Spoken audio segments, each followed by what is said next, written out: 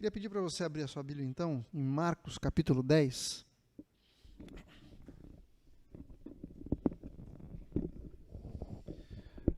Marcos, capítulo 10. A partir do verso 17. Antes de eu ler o texto, eu queria fazer uma pergunta para você. Imagina a situação. Vamos dizer que hoje você vai se encontrar com Deus.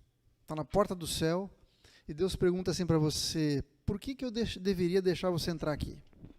Se Deus fizesse essa pergunta para você, qual seria a resposta que você iria dar para Ele? O que você diria para Deus? Deus, eu acho que eu posso entrar no céu por causa de... Você já parou para pensar nisso? Se tivesse esse diálogo com o Senhor hoje, o que você diria para Ele? Queria pedir para você pensar um pouquinho, assim, uns 30 segundos aí. Como é que seria? Imagina esse papo, você chegando na presença de Deus e Deus pergunta: e aí, por que eu devo deixar você entrar aqui? O que você responderia para o Senhor? Já passou pela sua cabeça essa situação? Talvez não, né?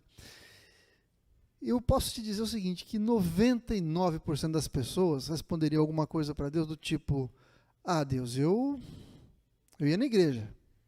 Ah, eu era um cara que orava, eu era pastor. Eu procurava ser uma boa pessoa, ou eu nunca matei ninguém. Nunca matei ninguém. Adultério também não, quer dizer, quase, praticamente não.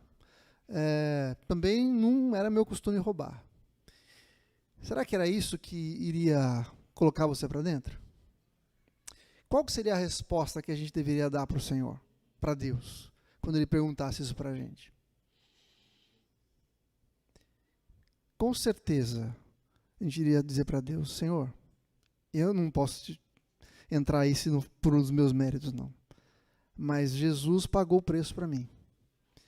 Eu era devedor, era pecador, eu tinha ofendido o Senhor e eu merecia a morte, mas Jesus morreu na cruz no meu lugar. Essa é a resposta que a gente deve dar para o Senhor, deveria dar para o Senhor. E viver com essa consciência faz toda a diferença na nossa vida. Saber disso faz toda a diferença na nossa vida. Muitas pessoas acham que a vida eterna, ou a gente ter acesso à presença de Deus, é mais ou menos como um programa de milhagem. Você sabe como é que funciona o programa de milhagem? Todo mundo sabe como é que funciona? Programa de milhas. É assim, você acumula milhas à medida que você compra alguma coisa no seu cartão de crédito. Aí você é vinculado a um plano e quanto mais você compra, mais pontos você tem. Num determinado momento você vai lá naquela companhia aérea e fala assim: eu tenho tantos pontos, eu queria viajar. E aí, dependendo das regras daquela companhia, você tem direito a viajar ou não. E tem gente que acha que a vida eterna e a salvação é como se fosse um programa de milhagem. A gente acha que a gente tem que ir acumulando milhas para um dia poder fazer uma viagem para o céu. Só que muitas vezes a gente vai chegar lá e mostrar o extrato para Deus e Deus fala assim: esses pontos aqui expiraram, não vale mais não. Já não tem. Ou os pontos que você tem não são pontos válidos. E quando a gente entende que a gente está na presença do Senhor por causa de Jesus, é como se a gente tivesse ganho 1 trilhão de pontos para você viajar para onde você quisesse. Pontos que não expiram. Essa é a maneira como a gente tem que enxergar a nossa vida com o Senhor. E nesse texto que eu vou ler para vocês, que está lá em Marcos capítulo 10, é a história de um jovem que chega para Jesus e quer entender e pergunta para ele como é que faz para conseguir a vida eterna. Vamos ler esse texto e a gente vai aprender um pouquinho com esse episódio.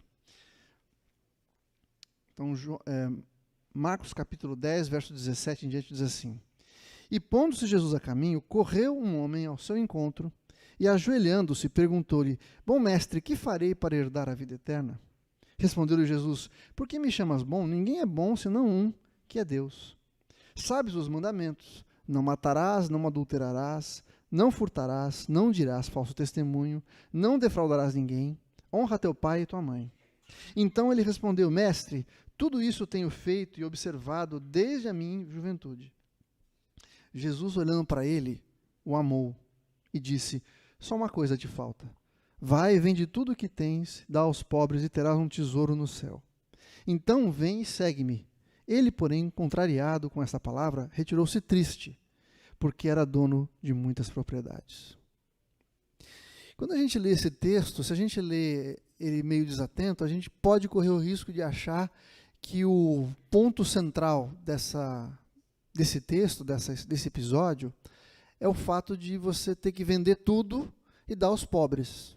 Muitas pessoas acham que a gente ser um bom cristão e você ter acesso à presença de Deus tem a ver com a gente fazer boas obras e você dar o seu dinheiro, fazer caridade, vender tudo, fazer um voto de pobreza. Por isso que tem muita gente que acha que ser pobre é uma coisa boa para você, então estar mais perto de Deus. Mas eu quero mostrar para você que não é esse o caso.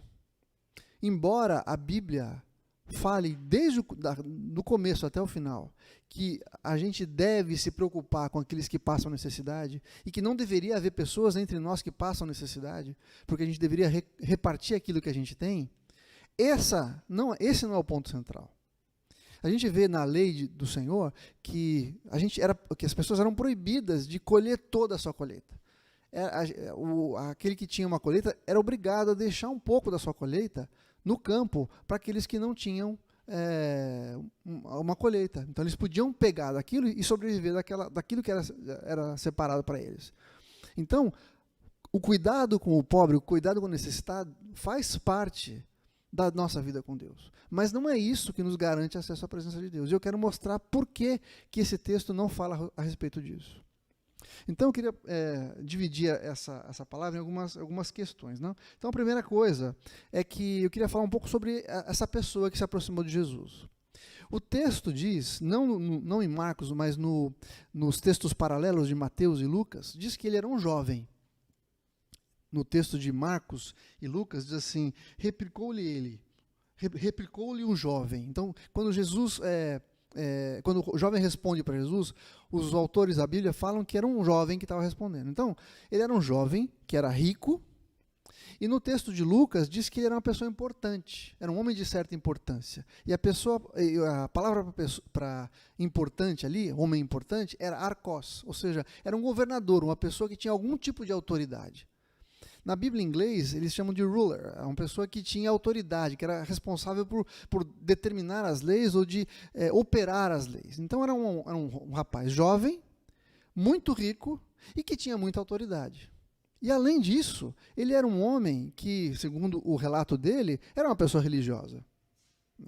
Então ele era um homem rico, poderoso, tinha autoridade, era jovem, tinha a vida toda pela frente, né? E era uma pessoa religiosa. Ora, uma pessoa com todas essas qualidades, por que ele estava tão preocupado com a vida eterna? Existe um consenso, um senso comum, desde o começo, desde a Bíblia até hoje. A gente não diz isso, mas a gente tem essa sensação de que uma pessoa bem-sucedida é uma pessoa boa. Ou seja, ela está recebendo o pagamento pelas coisas boas que ela fez, então ela recebe esse pagamento sendo uma pessoa abastada, uma pessoa que tem dinheiro, que se dá bem, que as coisas vão bem na vida dela, porque ela é uma pessoa boa. Esse é o sentimento que a gente tem. E quando uma pessoa está indo mal, ou está pobre, ou está sofrendo alguma coisa, a gente fala assim, o que será que ele aprontou para passar por isso? Não é isso que a gente pensa muitas vezes? Mesmo que a gente saiba que não é a verdade, automaticamente a gente pensa nessas coisas. Então, o contexto daquele jovem é que ele era uma pessoa bem-sucedida. As pessoas olhavam para ele e falavam assim, poxa, esse cara tem tudo. Mas mesmo assim, o texto de Marcos diz que ele correu até Jesus. E aqui vale a pena a gente falar o seguinte, naquela época, correr era alguma coisa que as pessoas não faziam normalmente. Porque o homem, para ele correr, ele usava uma bata, um vestido longo, para ele poder correr, ele tinha que levantar essa bata. E isso ia mostrar as pernas dele, o que era uma coisa que trazia vergonha. Então, a pessoa sair correndo em busca de alguma coisa era uma atitude que demonstrava o fato dele não se importar com a sua imagem. Então, ele estava tão preocupado em ter a oportunidade de falar com Jesus que ele sai correndo, mesmo que isso fosse uma vergonha para ele. Depois o texto diz que ele se ajoelha diante de Jesus. Ele mostra que, apesar de ele ter um cargo importante, de ser uma pessoa importante na sociedade, ele não teve problema em se dobrar diante de Jesus, reconhecendo que Jesus era um bom mestre, como ele mesmo chama Jesus. E Jesus, quando ele chama de bom mestre, ele dá uma resposta que para a gente é engraçada. Ele fala assim, por que você está me chamando de bom? Só Deus é bom. Aqui, alguns podem dizer assim, bom, Jesus estava dizendo que ele não era Deus, porque se ele não se considerava bom, ele não era Deus. Mas, na verdade, é justamente o contrário. Ele está falando para o rapaz, olha, Se você acha que eu sou bom, você tem que entender que só um é bom, que é Deus. Portanto, se você acha que eu sou bom, significa que eu sou Deus.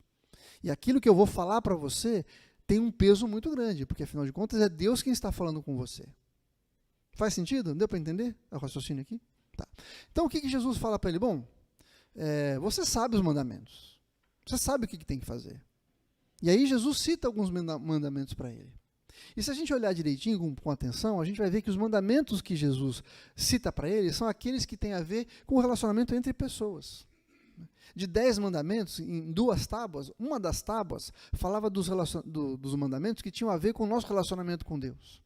A outra tábua tinha a ver com os relacionamentos, os mandamentos que tinham a ver com o relacionamento entre as pessoas. E aí ele cita, né? Ele fala, dos mandamentos que ele cita para o jovem, ele fala, honrará o teu pai e tua mãe, não matarás, não adulterarás, não furtarás e não dirás falso testemunho. E aí o jovem fala assim, não, isso aí, era isso? Bom, então se é isso, tô beleza. Isso eu faço desde quando eu era garoto.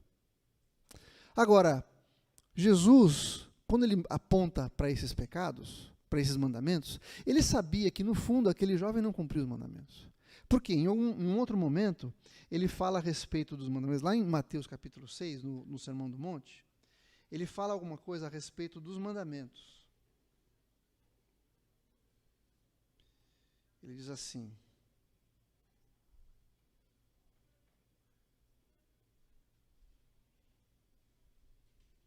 ouviste o que foi dito aos antigos. Ele discutindo com as pessoas a respeito dos mandamentos, né? Não matarás. E quem matar estará sujeito ao julgamento. Isso é o que diz, os antigos diziam, né? Aí Jesus diz assim, eu, porém, vos digo que todo aquele que sem motivo se irá contra o seu irmão está sujeito a julgamento. E quem proferir um insulto ao seu irmão estará sujeito ao julgamento e a tribunal. E quem lhe chamar tolo estará sujeito ao fogo do inferno. Ou seja, Jesus elevou o padrão do que era o mandamento. Ele foi na essência do mandamento. Quando Deus deu o mandamento, não matarás, ele estava querendo preservar a vida das pessoas, mas, na verdade, no fundo, era para que a gente tivesse a pessoa em autoestima, que a gente cuidasse da pessoa. Quando Jesus fala assim, eu estou dizendo para vocês, não basta não matar fisicamente. Quando você chama alguém de tolo, você já está matando essa pessoa no seu coração. Porque em algum momento, se você permitir que esse sentimento contra a pessoa cresça e afloresça, em algum momento você vai acabar matando essa pessoa. Ou no fundo você já matou, você quer tanto que ela, você está diminuindo tanto essa pessoa que no fundo você está matando essa pessoa. Depois Jesus fala a respeito do adultério também. Ele fala assim, ouviste o que foi dito, não adulterarás. Eu, porém, vos digo, se você olhar para uma mulher com intenção impura, você já adulterou com ela. Mais uma vez, Jesus está elevando a régua, a barra a respeito do mandamento. Ele está falando que o mandamento tem muito mais coisas do que a gente está vendo na superfície. Por quê? Porque a gente, como ser humano, está acostumado a fazer o mínimo necessário para cumprir alguma coisa, não é verdade? Se alguém fala assim, você tem que chegar às 2 horas, que hora você vai chegar? A maioria das pessoas, que hora vai chegar? Quando muito, 5 para as 2 ou 2 horas em ponto, ou a maioria um pouquinho atrasado. Ninguém chega antes, não é o normal a gente chegar antes. Quando alguém pede para você pagar a tarifa mínima, você vai pagar o mínimo. A gente vai fazer sempre o mínimo para poder estar dentro da lei. Então o que Jesus está falando assim, olha, não basta você simplesmente não matar. Se você chama a pessoa de tolo, você já matou no seu coração. Não basta simplesmente não adulterar. Se você olhar para alguém com uma intenção impura, no seu coração você já adulterou. Porque, mais uma vez, se a gente permite que esse sentimento, esse desejo impuro comece a crescer no nosso coração, em algum momento a gente vai acabar dando vazão para isso e vai acabar adulterando. Um adultério não acontece da noite para o dia, não é verdade, gente? Ninguém adultera da noite para o dia. É alguma coisa que a gente permite que vai crescendo no nosso coração. Então, Jesus está falando, mata isso no começo. Portanto, ele sabia que esse jovem, apesar de dizer que cumpria toda a lei, ele sabia que talvez ele cumprisse na superfície, mas que no fundo havia coisas no seu coração que precisavam ser tratadas. E aí, quando o jovem falou assim, não, eu já faço tudo, Jesus olha para ele com amor, como quem diz, rapaz, você não sabe de nada. Vem cá, vamos conversar. E aí ele fala assim, então tá bom, vamos fazer um teste? Vamos partir para outra tábua da lei? Vamos começar com o primeiro mandamento, vai. Não terás outros deuses além de ti? Mas Jesus não falou nada disso. Falou? Não. O que Jesus fala? Vai, vende tudo que você tem e dá aos pobres. Depois vem e me segue. O rapaz ficou chateado, triste, contrariado e vai embora triste, sem dar uma resposta para Jesus. Porque o texto diz que ele era dono de muitos bens. O que Jesus quis ensinar para esse rapaz é que, embora ele achasse que cumprisse a lei, ele pecava no primeiro mandamento. Na verdade, ele tinha um outro Deus. Ele era um idólatra. Porque a possessão que ele tinha, a terra que ele tinha, as propriedades que ele tinha, o dinheiro que ele tinha, era, no fundo, o seu Deus. E aqui existe um paralelo muito interessante, porque Jesus fala a respeito do reino de Deus, e ele conta uma parábola. Ele fala assim, existe a parábola do tesouro escondido, que diz assim,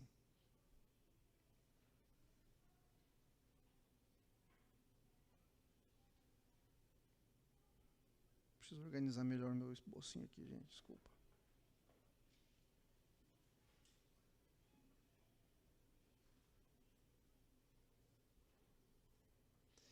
Mateus capítulo 13, verso 44, diz assim: O reino de Deus é semelhante a um tesouro oculto num campo, o qual certo homem, tendo achado, escondeu, e transbordante de alegria, vai e vende tudo o que tem e compra aquele campo. Ou seja, uma pessoa está passando por um lugar, acha um tesouro num campo, e aí, como aquele campo não é dele, ele não pode levar embora. Então o que ele faz? Ele esconde aquele tesouro, vai, vende tudo o que ele tem, e volta e compra o campo, e por consequência ele vai comprar o tesouro junto. Agora, o interessante é que ele fala assim, que transbordante de alegria, ele vai e vende tudo que tem. Por quê? Porque ele sabia que aquilo que ele tinha não se comparava com aquilo que ele estava para receber. Ele abre mão de tudo que ele tinha para ter aquele tesouro que estava escondido. E ele vai feliz da vida. É como se ele dissesse assim, quer dizer que para eu comprar para eu ter acesso a esse tesouro, só vai me custar tudo que eu tenho? Isso que eu tenho não é nada comparado àquilo que eu vou ganhar. Jesus ensina isso dizendo o seguinte, o reino de Deus é a coisa mais importante da sua vida. Tem que ser a coisa mais importante da sua vida. E aí ele repete numa outra parábola parecida, que está lá em Mateus 13, 45 e 46, diz assim, e tendo achado uma pérola de grande valor, vende tudo o que possui e a compra. Aqui ele está falando de uma outra pessoa, que ele é um negociador de pérolas, e ele descobre uma pérola muito valiosa. E aí ele sabe que para comprar ela vai ter que abrir mão de tudo que ele tem para comprar aquela pérola, para ficar com aquela pérola. O que Jesus está falando para aquele jovem é justamente isso. Vai, vende tudo que você tem e dá para os pobres, depois você vem e me segue. Por que Jesus fala para ele dar para os pobres? Vamos pensar um pouquinho? Porque se ele vende e fica com dinheiro, ele continua tendo aquilo que ele tinha. Se ele vende, pega o dinheiro e dá para um amigo, de certa forma ele tem acesso àquele dinheiro novamente. Se ele deixa com a sua família, ele tem acesso. Ele não fez nada, ele continua tendo acesso àquele dinheiro. Mas se ele dá para os pobres, o que acontece quando você dá dinheiro para pobre? Voa. O cara vai acabar com as suas necessidades imediatamente. Sai comprando tudo que precisa, tudo que quer. Não é verdade? Então ele nunca mais vai ter aquele dinheiro de volta. Por isso que Jesus fala para ele dar para os pobres. Porque assim ele não vai ter mais acesso àquilo que cuidava do seu coração, que tomava o lugar do seu coração. Jesus também falou assim, se o teu olho te faz pecar, arranca o teu olho e joga fora. Porque é melhor você entrar no céu sem um olho do que ir para o inferno. Se a tua mão te faz pecar, corta lá fora. Jesus estava falando isso literalmente? Acho que não. Mas ele estava falando o seguinte, que é muito melhor você perder uma parte importante do seu corpo, mas guardar a sua vida, do que comprometer a sua vida eterna para manter alguma coisa que é transitória. E aqui Jesus está falando exatamente isso. A questão do dinheiro varia de pessoa para pessoa. Por que eu digo isso? Porque um pouco mais para frente ele encontra com Zaqueu. Vocês lembram da história de Zaqueu? Zaqueu era um cobrador de impostos, era um cara rico, mas que tinha o dinheiro que foi conquistado às custas de explorar as pessoas. Quando Jesus fala assim, Zaqueu, eu quero ir na tua casa, Zaqueu fica tão feliz que quando Jesus entra lá, ele decide devolver para todo mundo que ele tinha, da metade, primeiro ele falou que eu quero dar metade do que eu tenho para os pobres. E depois, se eu trapaceei alguém, eu dou 4 vezes mais. Jesus falou assim, hoje entrou salvação nessa casa. Se a gente achar que tem que dar tudo para os pobres, né, O que Jesus podia falar? Não, ô, Zaqueu, legal a sua intenção, mas a regra é o seguinte, tem que dar tudo, não pode ser só metade. Foi isso que Jesus falou? Não. Por quê? Porque o coração de Zaqueu já estava voltado para o Senhor. Por isso que houve salvação naquela casa, simplesmente pelo fato de Zaqueu dar metade dos seus bens. Ele havia se convertido de verdade, ele tinha mudado o seu coração. Mas aquele jovem, Jesus tratou com aquele jovem de uma maneira muito específica. Jesus sabia, quando viu o jovem, que precisaria tratar com ele de uma maneira específica. E isso acontece conosco também. Jesus trata cada um de nós individualmente. Ele sabe aquilo que nos afasta dele. Ele sabe aquilo que precisa ser retirado de nós para que a gente possa viver uma vida com ele de verdade. Por isso que Jesus fala, vai, vende tudo que você tem, depois você vem e me segue. O rapaz vai embora triste porque ele tinha muitas coisas. Mas Jesus fala também, de que adianta o homem ganhar o mundo inteiro e perder a sua alma? Quando ele se aproxima de Jesus, querendo saber como que ele podia ganhar a vida eterna, ele não tinha entendido o que era de fato a vida eterna. Ele queria simplesmente melhorar a sua vida aqui e ter certeza de que na eternidade ele está no céu. Mas a vida eterna é muito mais do que isso. A vida eterna, Jesus disse, que é conhecer a Deus e conhecer a Jesus a quem ele enviou. Ou seja, gente, a vida eterna começa agora. Afinal de contas, ela é eterna. Não é quando a gente morre só. A nossa vida eterna começa agora. E por isso a gente tem que começar a conhecer a Deus. Jesus falou que a vida eterna é conhecer a Deus. Isso é um processo que vai levar a vida eterna da gente. Eternamente, vai demorar a eternidade para que a gente possa conhecer as profundezas de quem Deus é. No fundo, aquele jovem não estava interessado em Deus. Ele estava interessado em si mesmo. Era um pedido egoísta. Ele queria só ele. Ele queria ele estar bem. Ele não estava interessado em conhecer aquele com quem ele iria viver a eternidade. Porque se de fato ele soubesse que iria estar com Deus e soubesse o valor que o Senhor tinha, soubesse que aquela pérola é a mais preciosa da sua vida, que aquele era o tesouro mais importante, mais valioso, ele abriria a mão daquilo que ele tem. Muitas vezes a gente chega para Deus, para Jesus, e fala assim, Jesus, dá um up na minha vida, vai, dá uma melhorada. Eu só queria um pouquinho mais de, sei lá, de paz, de espiritualidade. Eu queria ser uma pessoa mais calma. E Jesus fala assim, vai, vende tudo. Jesus sempre fez um chamado exclusivo. Ele falou assim, quem vier após mim e olhar para trás não é digno de ser meu discípulo. Jesus sempre sempre nos chamou as pessoas para um compromisso com ele que fosse necessário abrir mão de todas as outras coisas. Certa vez ele chamou alguém para vir com ele e o cara falou assim, deixa eu só enterrar meus pais. Jesus falou assim, não, deixa que os mortos enterrem seus mortos. E parece uma palavra dura, né? Fala assim, pô, Jesus, eu queria enterrar meus pais. Mas naquele contexto era o seguinte, não é que os pais já tinham morrido, ele estava lá para enterrar. Não, ele estava falando assim, não, espera meu pai morrer, meus pais morrerem, afinal de contas eu tenho que cuidar deles, ainda. Depois de tudo isso, aí eu vou seguir o Senhor. E Jesus falou, não, tem que ser agora. No final desse episódio, os discípulos falaram assim, Senhor, nós deixamos tudo para te seguir. E Jesus falou assim, eu sei. Mas você, todo aquele que deixou casa, pai, mãe, irmãos, irmãs, vai receber nessa vida 100 vezes mais. Por isso, Jesus faz um chamado exclusivo para nós. O que a gente quer com a vida eterna? Simplesmente viver bem, acrescentar alguma coisa na nossa vida do dia a dia, ou a gente quer de fato conhecer o Senhor? Se a gente quer conhecer a Deus, quer viver a eternidade desde já, a gente tem que abrir mão dos deuses que ocupam o nosso coração. Para aquele jovem, foi vender tudo que ele tinha. Para alguns de nós, você pode estar falando assim, eu não tenho dinheiro, esse não é meu problema. Talvez o seu problema não seja não ter dinheiro. Não seja ter o dinheiro. Talvez o nosso problema seja não ter. Por quê? Porque eu quero tanto isso, que eu vou fazer qualquer coisa para ter aquilo que eu estou querendo. Eu vou passar por cima dos outros, vou fazer coisa errada, eu vou trapacear, eu vou puxar o tapete das pessoas, eu vou desprezar a minha família, simplesmente para ter aquilo que eu acho que vai me trazer alegria. Jesus está falando o seguinte, qualquer coisa que não for a minha presença, não for a presença de Deus na sua vida, não vai trazer alegria para você. Você vai estar sempre frustrado. E aquele jovem sabia disso, por isso que ele foi até Jesus. Ele cumpria a lei. Ele era rico.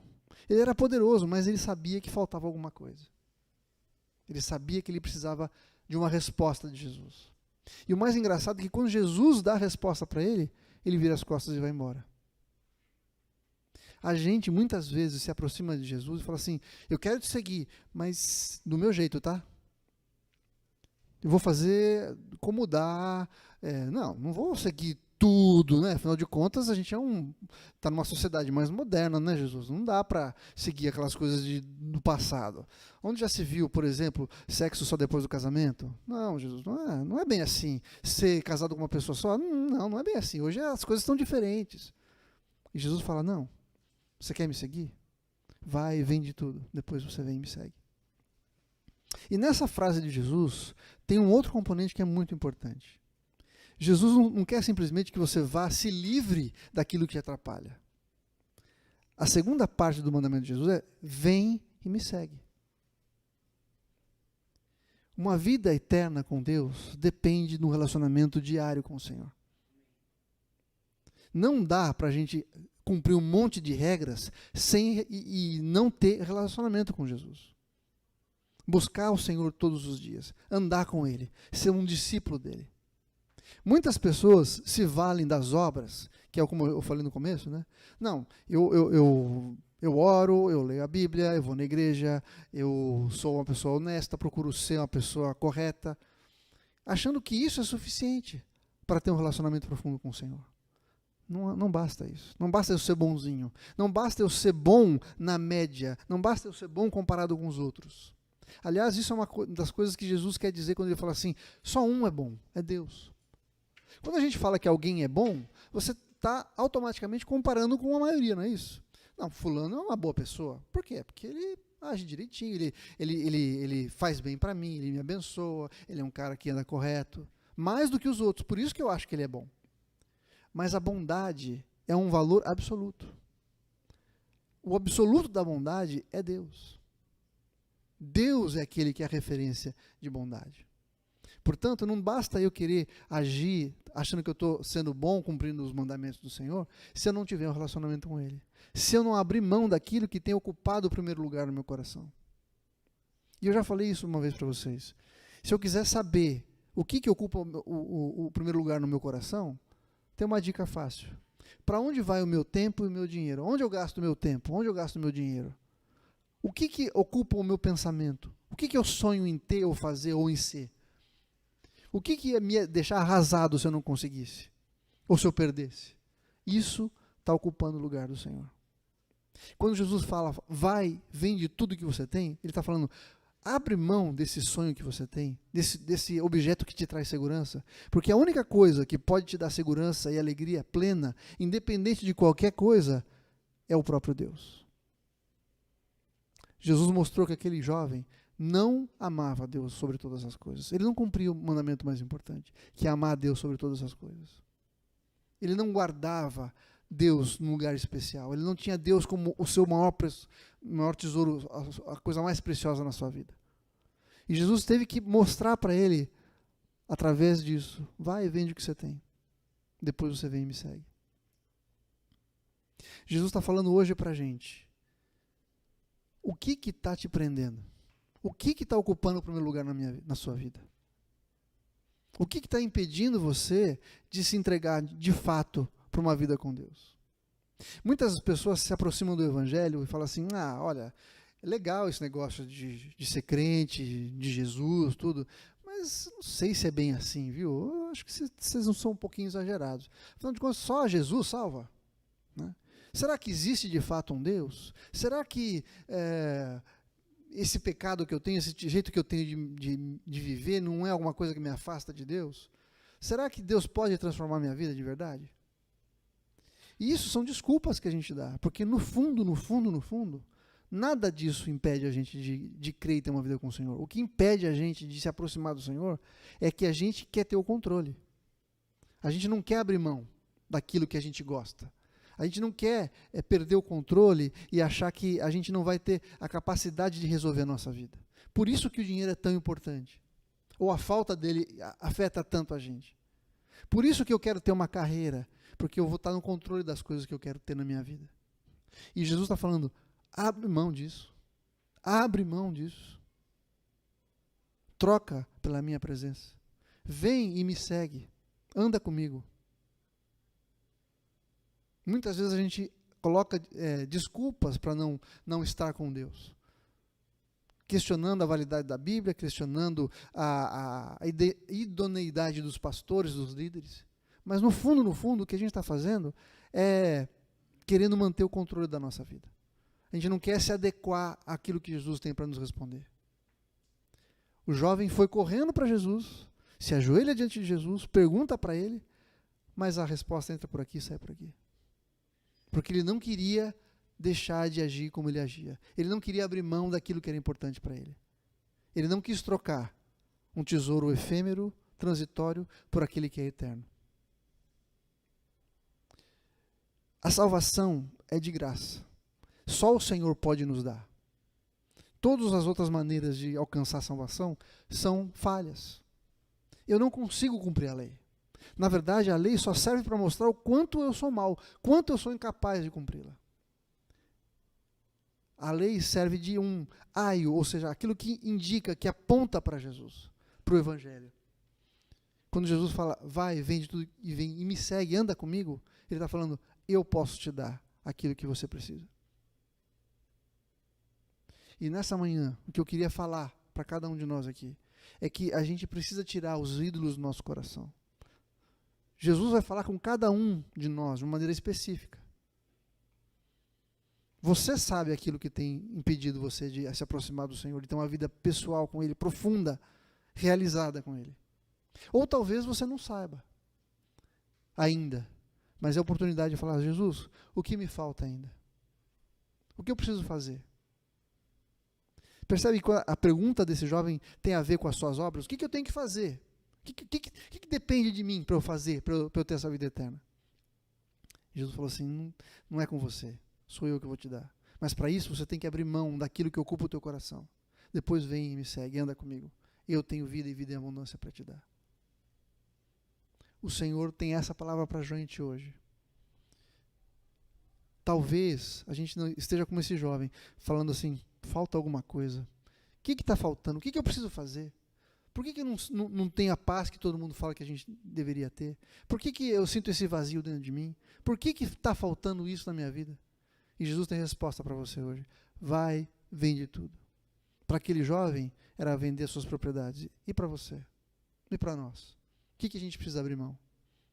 A gente está disposto a fazer isso? Vamos abrir mão disso. Depois voltar e seguir a Jesus. E viver uma vida plena com Ele. Uma vida de discipulado, de aprender dEle todos os dias. De ouvir a sua voz, de fazer a sua vontade. E de colocar nele a nossa esperança, de colocar nele a nossa alegria e a plenitude que Ele tem para nós. Amém? Vamos orar? Feche seus olhos aí.